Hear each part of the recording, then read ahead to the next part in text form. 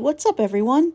Today, Stud and I thought we'd dive into one of the wildest stories of the early 2000s that includes revenge, engineering, and destruction. A story that even Hollywood couldn't make up. I'm talking about Marvin Heemeyer and his Killdozer. Yep, you heard that right. Killdozer. It's a name that sounds straight out of a dystopian video game, but this is very much real life. Buckle up, because this story is an absolute roller coaster. Okay, so let's start with a little background. Marvin Heemeyer was just an average guy. He was born on October 28, 1951 in Castlewood, South Dakota. He served in the United States Air Force and in 1974 moved to Colorado because he was stationed at Lowry Air Force Base, which actually closed in 1994 and is now a mixed-use community called the Lowry Neighborhood. Anyway, old Marv made his living as a welder and owned Mountain View Muffler Shop in Granby, Colorado, a town of approximately 2,100 residents at the time, and, according to God's plan, was unmarried and had no children. But we'll get back to that. For the most part, Marv lived a pretty normal, uneventful life, and friends said he was a pretty decent guy who got along with mostly everyone. That was until a zoning dispute sent him over the edge. In 1992, Heemeyer purchased property at auction where he would ultimately build his muffler shop, even though his original plan was to lease it to a friend so that friend could build an automotive repair shop. However, the friend dipped after learning about so many environmental issues on the property. For example, this property came without a proper sewage system. Instead, there was a buried cement truck that acted as the sewage containment system. Ugh, gross. The town of Granby insisted that Heemeyer update the sewage system on his own dime, something he felt was grossly inappropriate. He considered the local government not footing the bill for the new hookup, quote, extortion by government fiat, whatever that meant. Let's fast forward to 1997. Cody Doshef, whose family had previously owned the property, was in the market for more land so they could expand their business. The Doshef family owned and operated Mountain Park Concrete Company, and their company had grown so rapidly that Cody decided it would be a good idea to build a much larger facility that would boost production of their ready-mix concrete exponentially. Marvin's business, though half a mile down the road, said the new site of the concrete operation would block access to his building. Regardless, Cody moved forward with the plan, procuring all of the much-needed documentation and reports required by the town for approval. In addition, the Planning and Zoning Commission also suggested that the Doshef family ask if they can purchase Heemeyer's plot to keep their new facility away from hotels and businesses on busy Route 40. Now, Cody Doshef had beef with Heemeyer dating back to 1992 when Heemeyer originally purchased that property at auction. You see, the property had been originally owned by the Doshefs, and Cody had wanted it back. Unfortunately, he was outbid by Marvin and was none too happy about it. Words had been exchanged at the auction, and no doubt Cody held a grudge. When the Doshefs originally approached Heemeyer about purchasing the property as per the board's suggestion, Heemeyer asked $250,000 for it, almost 6 times what he had paid. Later, he claimed he had the property reappraised and asked for an additional $125,000, though I'm unsure if any proof of this appraisal was ever given. The Doshefs accepted the asking price of $350,000, but according to a member of the Doshef family, Heemeyer again upped his asking price, claiming yet again he had the property appraised at a higher value. This time, he asked for $450,000. The Doshefs basically told Heemeyer to go kick rocks. It was clear that Marv was just playing games at this point. Despite the deal falling through, the Doshefs moved forward with their plans to expand their facility. After all, the need to purchase Heemeyer's property wasn't actually a requirement by the town. Instead, they purchased an unoccupied commercial subdivision opposite Heemeyer's lot. In true Heemeyer fashion, he tried to purchase the land before the Doshefs could, but failed. Later, he offered a land swap to the Doshefs, which would give him the more prime location of the defunct subdivision in exchange for his lot with the crap-filled underground cement truck. They accepted, but again, Heemeyer screwed it all up by demanding the Doshefs construct a new building on his, potentially theirs, lot at some ridiculous price. The negotiations fell through, with Heemeyer stonewalling the Doshefs all the way. With negotiations dead in the water, Heemeyer launched a public campaign against the new concrete facility. At first he was successful. Members of the public were rightfully concerned about possible environmental issues. However, the Dochefs were willing to do whatever it took to ensure the town's safety, including addressing the concrete dust and noise of the plant that were of high concern to them. Eventually, opposition dwindled and the plan for the plant was set to move forward. In November 2000, Heemeyer filed a lawsuit to block the project, but by April 2001, with only Heemeyer opposing, final approval was made by Granby Zoning Commission and trustees. Nothing would stop construction of the plant from moving forward. Now, most of us, after losing a long legal fight, would just try to move on, right? Maybe sell the property, relocate, or just complain to anyone who'll listen? Well, not Marvin. Nope. Marvin had other plans. As Casey Farrell, who was one of the town council members that approved the concrete plant, stated, quote, he could not live with the fact that with all the fight he put up, the batch plant got approved. He just went nuts. In July 2002, Heemeyer purchased a 49-ton Komatsu D355A bulldozer at auction for $16,000. His intent was to sell it, but after a year of it sitting, he took it as a sign from God that it was time to start his mission and remove the for sale sign. In October of the same year, he closed his muffler shop and sold off his inventory. In October 2003, he sold the property, taking a lease out on half of the property to use as space to quote-unquote finish some work. He built a wall, changed the locks, and got to work on his Killdozer. Oh, by the way, it was just within a day of the closing that the new owners completed new water and sewer connections on the property. Yeah, just like that, the concrete crap tank was gone. According to the online tank museum, didn't even know that was a thing. Once completely modified, Heemeyer's tank weighed 61 tons. It was equipped with 3 semi-automatic rifles and fitted with makeshift composite armor plating covering the cabin, engine, and parts of the tracks. It held several video cameras linked to 2 monitors mounted on the vehicle's dashboard.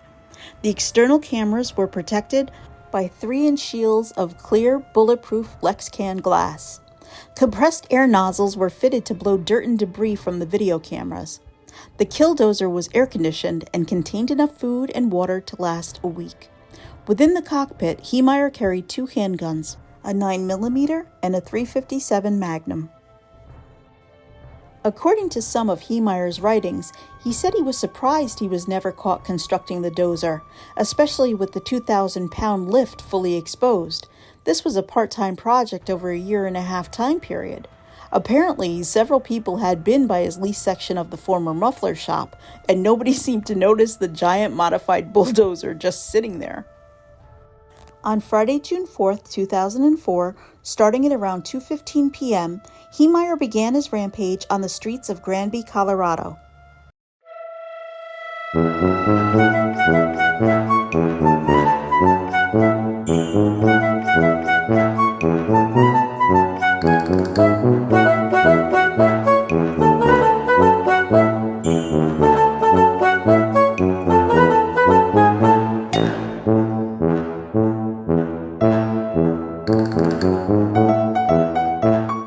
To the surprise of absolutely no one, Marv started off by moseying on over to the Mountain Park's concrete administrative garage building directly south of the shed he'd just busted out of. The business was, surprise, owned by the Dochef family. Of course, Cody was there, who tried to stop the vehicle by firing shots at it with no luck. Other employees tried to jam debris into the treads with no luck either. When he was through with the administrative building, he headed over to the batch plant, which was about 200 yards west. Heemeyer demoed the plant by tearing out its walls and causing heavy damage to the inside. Cody decided he'd had enough and climbed into his own payloader to play BattleBots with Heemeyer, but he was no match for the Killdozer. Heemeyer fired a couple of shots at him, as well as at a trooper who had arrived on scene after they received several 911 calls reporting a rogue bulldozer at the concrete plant. At one point, Heemeyer charged at Jersey Road barriers where several state troopers had set up a firing position. They escaped just mere seconds before he demolished it. Heemeyer finally left the concrete plant and traveled south into town at a whopping 5 miles an hour. An undersheriff named Glenn Traynor was able to scale the behemoth and attempted to get inside with no luck. Heemeyer had greased the outside of the vehicle to deter anyone from climbing aboard. However, Traynor was able to drop a flashbang grenade into the tank's tailpipe, but that had no effect on the tank whatsoever. Heemeyer made his way over to the Granby Town Hall, which had been evacuated just a few short moments before. Thankfully, everyone evacuated safely, including several children who had been there for story hour in the building's library. When Heemeyer was finished, the building was completely demolished. Fun fact, Google Granby, Colorado's Town Hall and read the reviews. Heemeyer's next stop was Mountain Parks Electric, where 2 of the planning board members worked. He clipped the southwestern corner of the building near its garage doors before proceeding down the parking lot to the main entrance door of the building, where he crashed into the reception area and destroyed the front of the building. This all happened with Traynor hanging onto the tank, by the way. Next stop on the Killdozer tour was Maple Street Builders. Using the plow with a bulldozer, he pushed a company pickup truck through the front of the office.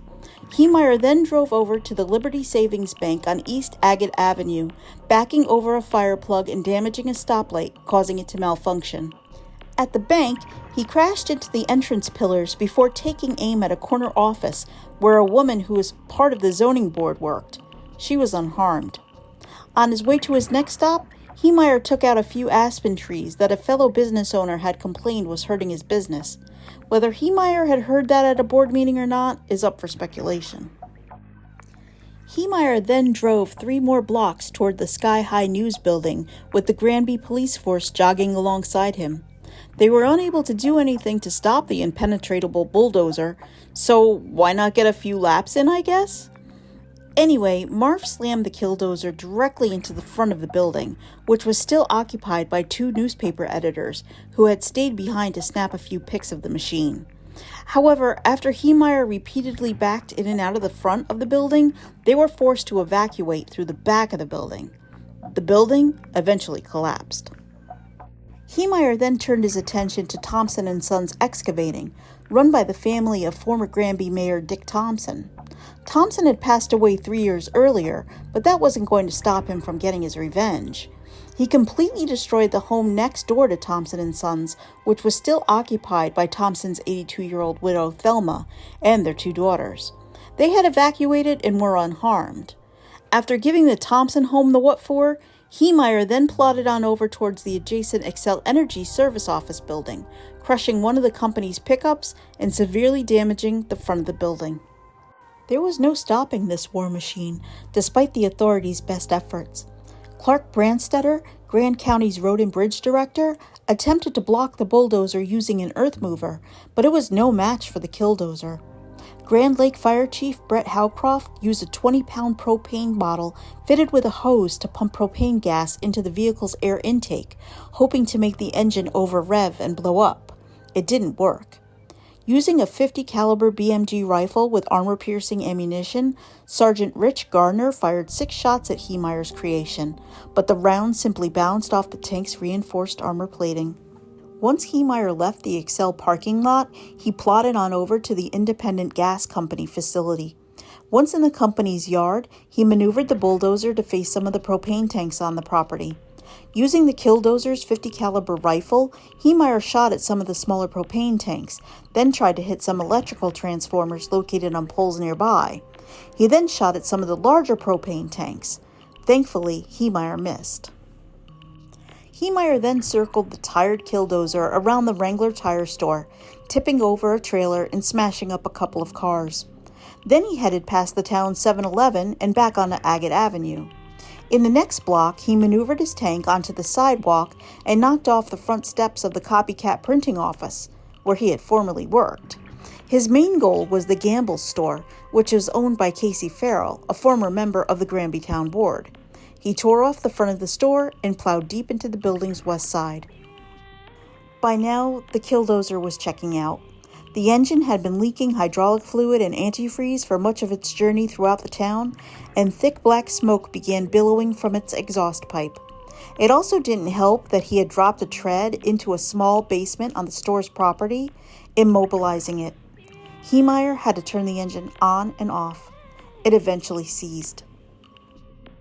Grand County Sheriff's deputies quickly surrounded the immobilized Bulldozer. About a minute after the tank had seized, SWAT team leader Norm Rimmer reportedly heard a gunshot from inside the vehicle. Authorities later speculated that Heemeyer had taken his own life with one of the 2 handguns on board. Heemeyer's body was finally pulled from his creation about 10:30 a.m. that Saturday morning using the long mechanical arm of a crane from Sky Crane of Granby, apparently a business not on Marv's hit list. The county coroner's report later confirmed that Heemeyer had shot himself in the head with his .357 revolver. In 2.25 hours' time, Heemeyer managed to damage or destroy 13 buildings, 3 town vehicles, and the majority of the town's business district. He caused a reported $5 to $10 million in damage and could have killed several people, whether he intended to or not. Thankfully, the only casualty of Heemeyer's rampage was Heemeyer himself. About 2:30 p.m. that same day, 2 D8 bulldozers were used to push and pull the armored bulldozer back onto Agate Avenue, where it was loaded onto a trailer and taken away to a storage area. The bulldozer was ultimately dismantled in 2005. Later, investigators found Heemeyer's handwritten list of targets that included about 107 people who he had thought done him wrong. That's a lot of people, Marv. Methinks you might be exaggerating a bit. The Dochef family, naturally, was at the top of the list, but it also included various buildings, companies, judges, politicians, newspaper editors, and anyone who sided against him in past disputes. He wrote out a list of complaints from the failed dealings with the Dochefs to the fines incurred for the sewage issue to the town approving the construction of the concrete plant. Much like it was God's plan for him to not marry or have children, he went on to suggest that it was God who stopped that plant from being built in '92, as well as the good Lord causing the deaths of multiple people who had opposed him. Where was the big man in 2001 when the plant was approved? I wonder if he made Heemeyer's shit list for that one. In addition to a written manifesto, Heemeyer recorded 3 audio tapes, or 6 separate recordings, further explaining his motivation for the attack. He sent them off to his brother Ken, who turned them over to authorities shortly before Marv stepped into the Killdozer. This is tape 3. It's about 10:05 on the 13th of April, 2004. I want to say that I believe that I am an American patriot. I believe in the free enterprise system. I believe in a level playing field of competition. If you want to change that level playing field of competition to your advantage, basically you give me license to do that also when my opportunity comes around. I'll leave a link to all of Marv's audio recordings in the description box below. Some of the audio isn't all that great, but it's still interesting to literally hear Marv talk. This story raises some important questions. What happens when people feel like they've been backed into a corner with no way out? How far is too far when fighting for what you think is right? And maybe the biggest question of all, how could a small town zoning dispute lead a man to create a fully armored bulldozer in plain sight and go on a 5-mile-an-hour rampage throughout the town? Let me know what you think in the comments. Do you think Marvin was a hero or a villain? Personally, I don't think he was either, to be honest. I mean, I could have gotten behind Marv if he didn't have weapons and hadn't shot at anyone. I mean, just that beast destroying everyone he had a grudge with, then popping out of it wearing an F you Granby t-shirt while waving an American flag or some shit would have been pretty epic on its own. It's 20 years later, and he'd probably be out of prison by now. Sure, he'd owned the town of Granby $80 bajillion or whatever, but he could have made a killing off his story, right?